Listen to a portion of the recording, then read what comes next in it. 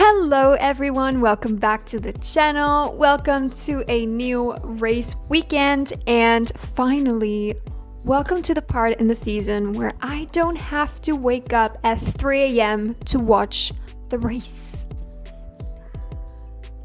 And for you Tifosi out there, welcome to the first race of the season. We have finally arrived in Bahrain, so let's get started. Bahrain made history for being the first Grand Prix to ever take place in the Middle East, and it even received the award for Best Organized Grand Prix by the FIA. However, given what I'm going to talk about now, I'm not really sure why. Even though the Bahrain Grand Prix is one of the most anticipated races in the Formula 1 calendar, it has had its fair share of controversies. In 2011, the race was cancelled due to the 2011 Bahrain protests against the government, and the FIA decided to reschedule the race to later in the year. However, they received a lot of complaints, including from the world champion Damon Hill. The race that year ended up being cancelled altogether. But this didn't stop there. The following year, in 2012, the anti-government protests in Bahrain continued, and human rights activists called for the Formula 1 Grand Prix to be cancelled again. Anonymous, the famous hacking organization, launched on 21st of April in 2012 the Operation Op Bahrain, threatening the Formula 1 representatives of cyber attacks in case they go on with the Grand Prix. And hours later, anonymous hackers took down the Formula1Racers.net website after launching a disturbing denial of service attacks. But the race took place anyways. And these controversies continued over the years. In 2022, the FIA announced the continuation of the Bahrain Grand Prix until 2036, and was later hit with a legal complaint saying that it turned the blind eye towards human rights violations. Now, the FIA didn't respond to any of these accusations. At least I didn't find any answers on internet.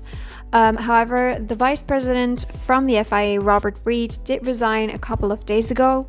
I don't think it's in regards to Bahrain at all. He said it was a matter of principle and not politics. But if we're talking about FIA and the organization as a whole, that's a topic for another day because it's a giant mess. The Bahrain track was designed by Herman Tilke, and if this name sounds familiar to you, I did mention him a couple of videos ago when I was talking about the Chinese Grand Prix, because he also designed the Shanghai International Circuit. The fun fact about this track is that it wasn't actually completed before the first Grand Prix, but it was deemed good enough for the race to take place, whatever that means. Now, this track has a unique problem, which is that it was built in a desert and surrounded by sand, and the sand used to constantly fly into the track.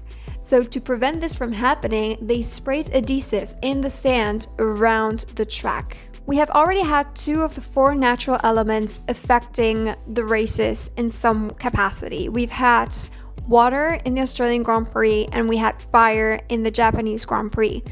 So we'll see if we get some sand, or rather earth, in this Grand Prix as well, interrupting the weekend, which would be wild and seems like a marketing ploy for the movie The Last Airbender that is supposed to come out next year. Conspiracy theories aside, let's talk about the layout of the track. The track has a total of 15 turns and 3 DRS zones. The circuit length is 5.41 kilometers long, and the number of laps in the race is 57.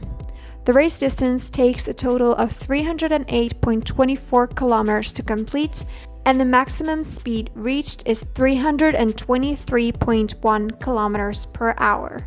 According to the McLaren official website, the hardest thing about this track is to brake in turn 10. And there are 2 main areas where overtaking is bound to happen. The first place is at the braking zone at the end of the main straight, which is turn 1, and the second is the right-hander at turn 4, just a couple of turns later. A lot of the Formula 1 tracks have names for the different corners, and a fun fact about this track is that there's only one corner that has a name, and that is turn 1, and it is named after Michael Schumacher. Now let's talk about some of the winners of the Bahrain Grand Prix. driver that has achieved the most amount of wins in this track is Sir Lewis Hamilton. He won the races 5 times in 2014, 15, 19, 20, and 21. And the team with the most wins is currently Ferrari, who won in 2004, 7, 8, 10, 17, 18, and 22. So the top winners are Hamilton and Ferrari, and maybe they will both keep their streak this year. The current lap record is actually very old compared to the rest of the tracks. It was set in 2005 by Pedro de la Rosa. One of the most iconic Bahrain Grand Prix took place in 2014 in what is now known as the Duel in the Desert, which had a fierce battle between Lewis Hamilton and his teammate Nico Rosberg. Riding on board now with Jenson Button as Nico Rosberg down towards turn 4, tries to make a move around the outside. Hamilton's got his covered, he's going to have to go the long way round, forced off the track by his teammate Nico Rosberg, but there was no contact made, and it's Hamilton that leads them down the hill. Something important to note about this track is that this is the place where all the preseason testings took place, which means that every single driver knows this track. And something exciting that will happen this weekend as well, which might have already happened depending on when I upload this video, is that we will have 6 rookies driving for the first free practice. Formula 1 actually has a rule where every driver has to give up their seat 2 times during the season for a rookie to be able to do a free practice. This rule actually changed this year because it used to be 1 time per driver, but now it is 2. So there will be a total of 4 opportunities for rookies to drive in each team. And Bahrain is a great place to test this because given that the temperatures change so much throughout the year, the temperature for the first practice and the temperature for the qualifying session and the race are completely different. So if one of the drivers misses the first practice, it doesn't really affect the rest of the weekend. As for the podium standings, I have been butchering these predictions. I have only made 1 prediction right, and that was for Lando Norris to come in second at the Chinese Grand Prix. I did guess correctly 5 drivers that would be on the podiums, but they were not in the right order, so they don't count. Since I'm probably going to completely miss the mark in this prediction as well, I'm going to take a bit of a risky move. I'm going to say that only 1 McLaren is going to get on the podium. And my slightly bolder prediction is that for 3rd place, I have chosen Kimi Antonelli. Do I believe this is going to happen? Not 100% at all. I don't have that much faith in my predictions. Kimi has been doing very well. I don't know why at the beginning of the season everyone was saying that he was overhyped, and it turns out he wasn't. The hype was actually very accurate. Do I think he will be on the podium on his 4th race? Not really, but I think it would be very interesting for something to happen. The last couple of races have been quite boring if it weren't for the fact that it rained and there was fire during practices.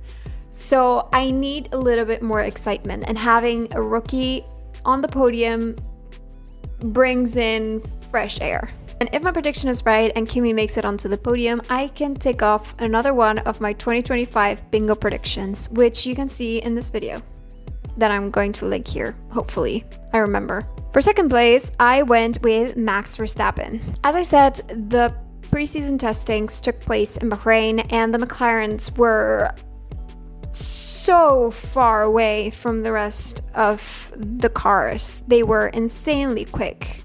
And I think Max Verstappen will end up either 2nd or 3rd in the qualifying, which isn't bad, but there seems to be a lot of problem with overtaking this season. The amount of dirty air that the cars are creating makes it almost impossible to overtake, and also the cars are too big for the tracks that they're currently running on.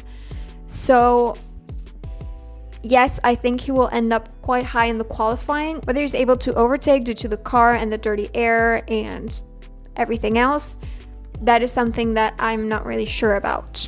And I know he modified the car, he made some improvements with the engineers, but I don't think the Red Bull is at the point yet where he can dominate a race without question. So I think Max being in 2nd place is quite optimistic.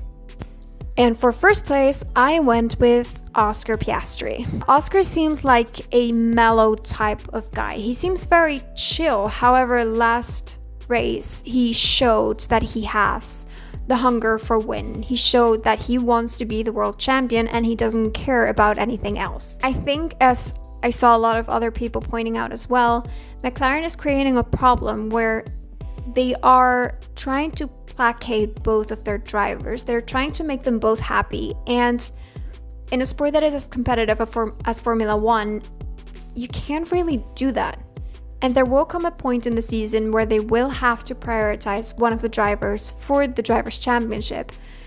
And I think Oscar wants to show that even though he doesn't have seniority in the team like Lando, he does have what it takes to be a world champion. And I truly believe that both of them actually can be world champions. But from last race, Oscar seems to be more willing to do whatever it takes to achieve that. And if McLaren keeps on playing this game of we don't pick favorites, I think one of the two drivers is going to rebel and just stop taking team orders, and maybe they will even crash into each other like it happened with Alpine last year. I think that is very possible with the trajectory that McLaren seems to be going on right now. Anyways, that was it for my Bahrain Grand Prix preview and prediction. Let me know what your predictions are for this race down in the comments below. Let me know what you're looking forward to in this race. And let me know which of the two McLarens you think will have more points by the Miami Grand Prix. And as always, please like this video, subscribe to the channel, and tune in for the next video, which I hope will be my review of the weekend. We'll see. Bye bye.